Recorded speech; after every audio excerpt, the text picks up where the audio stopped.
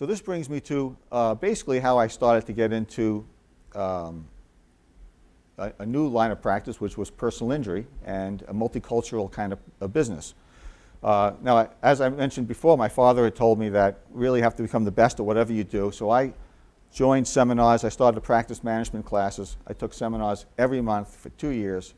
Every month was a full weekend, Saturday and Sunday, and I spent every month in between the seminars trying to act on every idea of how to build the business and how to run the business smoother. At one point, the guy who owned the practice management, his name was Dick Vincent, and he used to be the president of the Massachusetts Chiropractic Society. He told me, well, I have a friend that's a personal injury attorney. Why don't you go see him? I'll give you a good recommendation. So I tried a lot of different advertising at that point. Most of it wasn't going that well. But so I gave it a try, gave him a call, and this attorney invited me into the office, and I went in, said hello, figured this would just be a short conversation, and I'll give him my business cards, and probably I'll never see any business from him, but you know, give it a good try, keep going from person to person. For whatever reason, maybe this guy Dick Vincent gave me a good recommendation, but when I got to the door, he turned around to all the paralegals in the office and said, "This is Dr. Barron. I want all the patients to go to him from now on." And he just passed the cards around. So I walked out thinking, I don't know if that just really happened. Did this guy really just say that?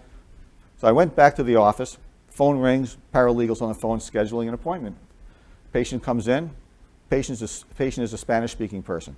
I just realized this is a Spanish-speaking personal injury practice. I don't speak Spanish. I have no receptionist. I took Spanish in high school, but never learned a word. So that was a complete waste of time taking it in high school.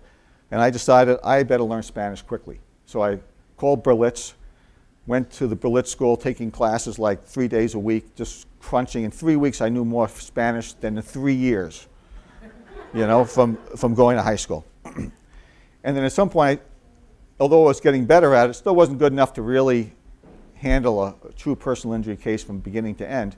So I asked my instructor at the Berlitz, I said, "You looking for a job?" And he said, "Yeah, I need some part-time work." I said, "Well, why don't you work in my office as the front desk?" So next thing I know, the guy who's teaching me Spanish is now in the office translating forms and answering phones. So now I call back the attorney and I write a letter. I say, "We have everything's translated in Spanish. I have a Spanish-speaking translator. I can handle all your Spanish-speaking customers."